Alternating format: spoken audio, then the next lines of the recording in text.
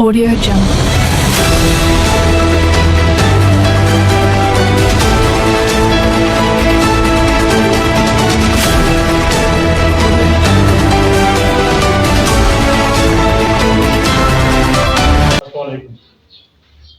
अस्सलाम वालेकुम। सबसे पहले तो मैं आपके चैनल का शुक्रिया अदा करती हूँ कि आप लोग आए, और कश्मीर जो है हमारा दिल है पाकिस्तान का, और मैं खुद दीर बालाकोट विज़िट किया है आपके यूनिवर्सिटी में, तो इवन लास्ट चेक पोस्ट केल तक मैं बॉर्डर तक गई हूँ, तो मुझे आपके दुख दर्द का एहसास है। और सेकेंडली कोयटा में एक बहुत ही ज़्यादा कश्मीरी कम्युनिटी है जिनका मुजफ्फराबाद से ताल्लुक है, दीरकोट से, बालाकोट से, तो एक फैमिली की तरह हम रहते हैं। रिगार्डिंग बलूचिस्तान के बारे में मैडम, जैसे कि आप आला तालीमी याफ्ता हैं और आप मजहबी घराने और आला तालीमी याफ्ता घराने से ताल्लुक़ रखती हैं, पाकिस्तान में कमर्शियल तालीम आम हो गई है। आप से सवाल ये है कि माजी और मौजूदा निज़ाम तालीम के बारे में आपकी क्या राय है? मैं सबसे पहले तो आपको बोलूँ, मैं पाकिस्तान की पहली एजुकेशन पार्लियामेंट्री कॉकस की कन्वीनर रह चुकी हूँ, और उसमें 18th अमेंडमेंट के बाद हमारे जो अख्तियारात थे वो सूबों को मुंतकिल हो गए थे। उसके बाद एक गैप जो हमने फील किया कि there is a lot of gap between provincial syllabus and the national syllabus, तो उस गैप को दूर करने के लिए लास्ट गवर्नमेंट थी, उसने पूरा स्ट्रेस किया, मुबी शहबाज शरीफ साहब की गवर्नमेंट थी, कि वन सिलेबस होना चाहिए, कि ऑल एजुकेशन फॉर ऑल, गरीब का बच्चा भी वही पढ़े, अमीर का बच्चा भी वही पढ़े। आपने कोविड क्राइसिस में देखा होगा कि things have changed, pattern have changed, के सब लोग, सारी दुनिया घरों को तक महसूर रह गई थी, और इंटरनेट कनेक्टिविटी पे आप ई लर्निंग पे आ गए थे। इवन आप दफ्तरों में भी देखें कि ज़्यादा से ज़्यादा उन्होंने कहा कि लेस पेपर और wastage of paper and money should be less and more, we should be into connectivity. जब हम ई लर्निंग की तरफ आए तो ड्यूरिंग कोविड तो हम लोग को एहसास हुआ कि जी बहुत से जो हमारे रूरल एरियाज हैं और उनके बच्चों के पास तो लैपटॉप भी नहीं है। फिर गवर्नमेंट के पास हम लोग भागे, हमने कहा नहीं, you need to give the laptop, इनको इंटरनेट कनेक्टिविटी होनी चाहिए ताकि इनका टाइम तो वेस्ट नहीं होना चाहिए। तो ये इस तरह के सिस्टम हमें करने चाहिए ताकि for the broader perspective of the country, of the province, क्योंकि हम चाहेंगे कि अगर तालीम आम करेंगे, तालीम जब आम करेंगे ना, तो बहुत सा, जैसे मैं रूरल बैकग्राउंड से ताल्लुक रखती हूँ, मेरे वालिद साहब ने मुझे एक मॉडल की तरह सेनेट में लाए, कहते तुम एक कबायली घराने से ताल्लुक रखती हो, तुम आओगी तो दूसरी बच्चियों का रास्ता खुलेगा। और इसीलिए मैं खुद इस स्ट्रेस पे बिलीव करती हूँ कि जी बच्चियों में तालीम आम होनी चाहिए, और बहुत से जो ऐसे पेरेंट्स हैं वो नहीं चाहते कि मैट्रिक के बाद उनकी बच्ची आगे बढ़े। ज़्यादा से ज़्यादा हमारे पास आ जाता है फाइनेंशियल क्राइसिस, उस फाइनेंशियल क्राइसिस को कवर अप करने के लिए हमें ई मोड और फ्री एजुकेशन फॉर ऑल लाजमी करना पड़ेगा। उसके लिए अमेंडमेंट्स तो सेनेट में काफ़ी ला रहे हैं, और हमारे जो कलीग्स हैं वो ऑन बोर्ड काफ़ी लगे हैं। आपकी नज़र में ऐसा कौन सा खाका तैयार होना चाहिए जिससे निज़ाम तालीम बेहतर हो सके? आपको मैं एक चीज़ बताऊं, पाकिस्तान और Asian being a Pakistani, we are fifth intelligent nation of the world, और हमारी जो कौम है ना वो पीछे नहीं है, लेकिन एक जो ब्रिज गैप है ना प्राइवेट इंस्टीट्यूशंस और गवर्नमेंट इंस्टीट्यूशंस का, उस गैप को हमने तोड़ना है, और उस गैप को उतने तक तोड़ सकते हैं जब हम अपना लॉ पास करें, इम्प्लीमेंट लॉ को इम्प्लीमेंट कराएं कि education for all, it should be, मतलब कि एक आपका चपरासी का बच्चा भी वही कोर्स पढ़े, और एक मतलब एक जनरल साहब का बेटा, एक पॉलिटिशियन का बेटा भी वही कोर्स पढ़े, ताकि मतलब we should be all equal. Madam, जिंदगी के इब्तदाई साल शख्सियत की तामीर में अहम किरदार अदा करते हैं।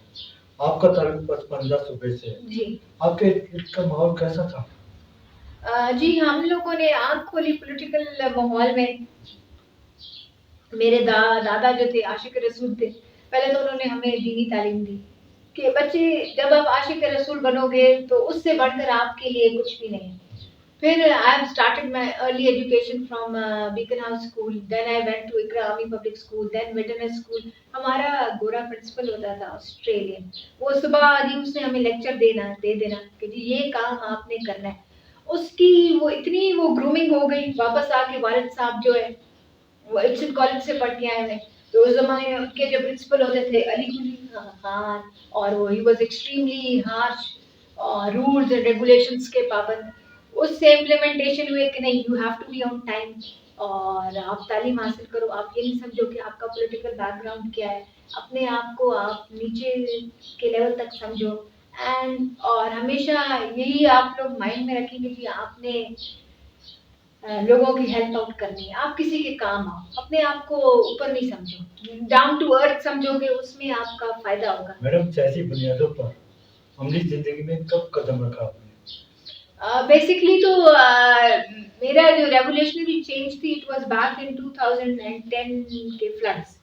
میں جی جو آئی واز فیملی میں, تو اس وقت جب میں نے دیکھا کہ پاکستان میں فلڈز آ گئے ہیں اور میرا ایریا ڈوب رہا ہے, تو آئی واز ان فیملی وے. گھر میں تو ہم ماحول دیکھتے تھے صبح ہی اٹھ کے ابا کا ماحول اور بڑے نانا ظفر صاحب کا, تاج صاحب کا, کہ صبح ڈرائنگ روم کھلا ہوتا ہے and they used to work, اور ہمیں بیٹھ کے ابا لوگ بٹھاتے تھے کہ بھائی آپ بیٹھیں سنیں ان کے مسائل کیا ہیں. کہتے ہیں آپ لوگ سیکھو گے تو اگلی نسل کو آپ ٹرانسفر کر دو گے. تو اس طریقے سے انہوں نے ہماری پالشنگ کی. اور پھر 2010 کے فلڈز آئے تو آج کل کے جو گورنر ہے فیصل کنڈی وہ ہر جگہ بھاگے. ان کے ڈی آئی خان میں بھی فلڈ آ رہا تھا, میں حیران, میں نے کہا بھائی کیوں بھاگ رہے ہیں. پھر میں نے کہا فیملی وے میں تو میں بھی چلوں.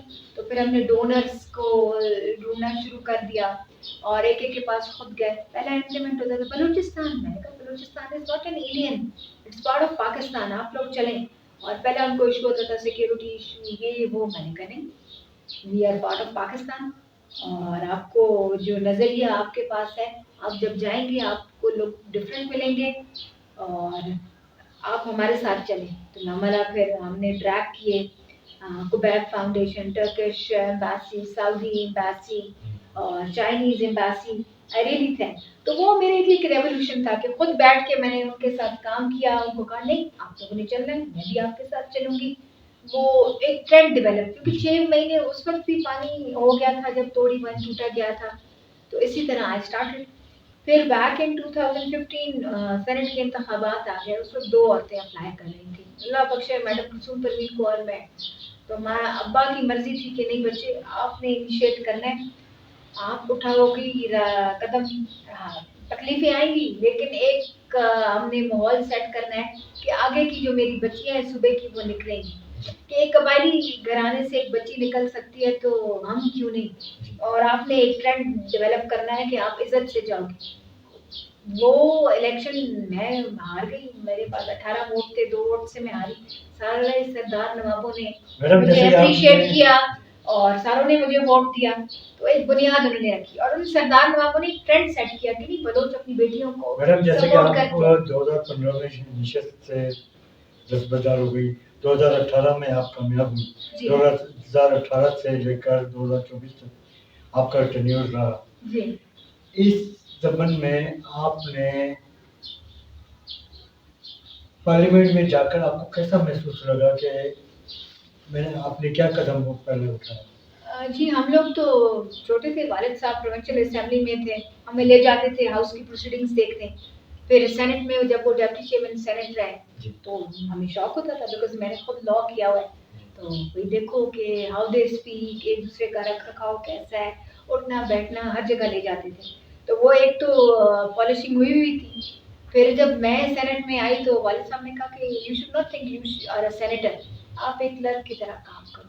اور آپ کے پاس ادھر رضا رحمانی صاحب بھی ہیں, فاروق نائک صاحب بھی ہیں, اور بڑے بڑے نام ہیں, ان سے آپ سیکھو. اور اگر کوئی آپ کو سمجھ نہیں آتا یو شوڈ لرن. واحد یہ ہاؤس ہے جہاں پہ ہمارا فیڈریشن ہے, ایکول ریپرزنٹیشن ہوتی ہے. لکیلی ہم جب سینٹ میں آئے تو فرسٹ ٹائم بلوچستان پروونس کو موقع ملا, چیئرمین سینٹ ہمارے پروونس سے آیا. جب ہم جہاز سے ٹریول کر رہے تھے تو جی انہوں نے کہا جی یہ 6 لوگ کیا کریں گے ادھر جا کے. لکیلی ہمیں ساری پارٹی سے سپورٹ کیا اینڈ چیئرمین سینٹ میں ہم نامزد ہو گئے. تو میں تھی، انوار کاکڑ تھا، چیمن سنجرانی صاحب تھے، نصیب اللہ بازئی تھا، احمد خان تھا، خدا بابر اور ایریگیٹڈ بیلٹ سے میں تھی. ایز اے فیملی کی طرح ہم نے کام کیا اور ہم کانسٹیٹیوشنل پورا فل کنورسیشن ہونا چاہیے. دوسرا ادارے کی رسپیکٹ ہم عوام نے بھی کرنی ہے، پارلیمنٹیرینس بھی کرنی ہے اور جو سرو کرے انہوں نے بھی کرنی ہے. میں تو چاہوں گی کہ پولیس کے more and more women stations ہونے چاہیے. میڈم بلوچستان سمیت پاکستان میں دہشت گردی چیلنج، پاک بھارت تعلقات کے ساتھ طالبان کے ساتھ بات چیت کے ذریعے مذاکرات حل ہو سکتے ہیں آپ کے نظر میں؟ یہ آپ کسی اور جو موجودہ سیاستدان ہیں ان سے یہ کوشچن پوچھیں because things keep on changing. حکومت عوام کو معاشی بحران، خارجہ پالیسیوں اور تجارت جیسے مسائل کا سامنا، آپ کے خیال میں حکومت کے پاس کیا خاکہ تیار ہونا چاہیے معاشی بحران سے نکلنے؟ سب سے پہلے تو دیکھیے ڈفرینٹ کنٹریز ہیں وہ اپنے پاؤں پہ ٹھہر سکتے ہیں تو پاکستانی نیشن بھی کم نہیں ہے، وہ اپنے پاؤں پہ خود ٹھہر سکتی ہے. وین دیر از اے ول دیر از اے وے. بنگلہ دیش آپ کے سامنے ہے، اس کی اکانومی، انڈیا کی اکانومی آپ کے سامنے ہے، ایران کی اکانومی آپ کے سامنے. ہمیں بہادر بننا پڑے گا، بڑے بڑے پالیسی لینے پڑیں گے. چین پاکستان کا مضبوط ترین دوست، سی پیک اور دیگر منصوبوں کے ساتھ ہر مشکل وقت میں پاکستان کے ساتھ کھڑا رہا. آپ کی کیا رائے ہے؟ جی چائنا جو ہے ہمارا one of the strategic partner ہے اور آپ دیکھیں جب سے چائنا آزاد ہوا ہے it been always supported to Pakistan. اور چاہے کووڈ کرائسس ہو، چاہے پناما ایشو ہو، چاہے دوسرے کرائسس ہوں، اٹس آلویز سپورٹڈ. ابھی جیسے ہماری خلائی مشن گئی میڈم جیسا کہ آپ نے فرمایا کہ نظام تعلیم اور صحت کے حوالے سے بات کی آپ نے، آپ کی نظر میں صوبے کی عوام کے اہم مسائل کیا ہیں؟ صوبے کے عوام کو بینگ اے پارلیمنٹیرین سب سے پہلے تو ہمیں ہیلتھ سیکٹر پہ کام کرنا چاہیے. پھر انفراسٹرکچر جو ہمارا بارشوں کی وجہ سے تباہ ہو جاتا ہے کیونکہ رین فال انپریڈکٹیبل ہے، وہ ہمیں صحیح کرنا ہے تاکہ کنیکٹیوٹی ہو. ہمیں تعلیم کے معیار کو بہتر بنانا چاہیے. چوتھے نمبر پہ ہمیں روزگار دینی ہے، چاہے ہم ایگریکلچر سیکٹر میں دیں، چاہے ہم انڈسٹریل سیکٹر میں دیں، چاہے ہم ہاؤس ہولڈ سیکٹر میں دیں. ان چار چیزوں کو ہم نے کور کر دیا so we can win Balochistan and Balochistan کی پبلک.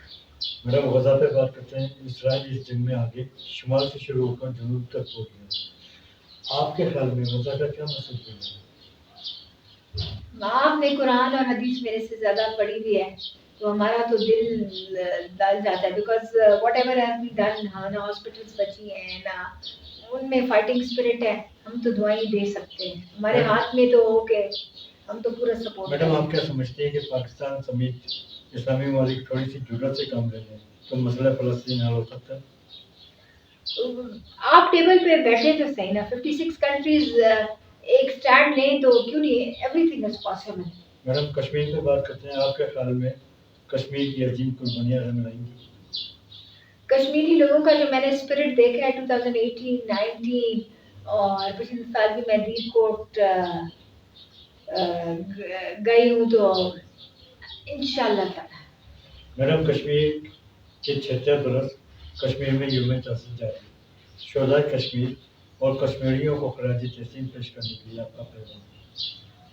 میں کہوں گی کہ سب سے پہلے تو میں اپنے کوٹا کی عوام کو اتنے وہ کوآپریٹو ہے اور اپنا گھر چھوڑنا آسان نہیں ہوتا ہے اور کشمیری ماؤں بہنوں کو میں سلام پیش کرتی ہوں. اور جب میں نے نیلم ریور میں وہ کراسنگ دیکھی کہ جی سردیوں میں پانی ڈرائی ہو جاتا ہے اور ایک بارڈر سے اس طرف سے آواز آتی ہے میری بہن کدھر ہے، تو وہ میں نے اپنے آنکھوں سے حالات دیکھے ہیں. تو ایک نیا جذبہ، ایک ولولہ ڈیولپ ہوتا ہے. تو ہمیں تو ہمت نہیں ہارنی چاہیے. پاکستانی عوام کیونکہ whatever I have perceived اس کے وہ تو کہتے ہیں کہ ماں اٹھتی ہے جی پاکستان نے آج کیا کیا ہمارے. میڈم غزہ کشمیر اور بلوچستان سے متعلق آپ کا کوئی خاص پیغام؟ غزہ کشمیر اور صوبہ بلوچستان، اللہ تعالیٰ نے بلوچستان کو شکر ادا کرنا چاہیے. پاکستان کا حصہ ہے، ہم فریلی گھوم پھر سکتے ہیں، آزادی آ سکتے ہیں. یہ چیز تو آپ کشمیری لوگوں سے پوچھیں جو کچھ بارڈر کے اس طرف ہے، کچھ بارڈر کے اس طرف ہے، جو اپنے ماؤں بہنوں سے نہیں مل سکتے ہیں. ہماری تو دعائیں ہیں and we see whatever Pakistan army ہے اور یونائٹڈ نیشنز کی قرارداد جو کری اور آرٹیکل 370 میں جو اس کا جو امپیکٹ ہے ہم دیکھ رہے ہیں. اٹس بہت- ناٹ گڈ سائن. بہت شکریہ میڈم آپ کا.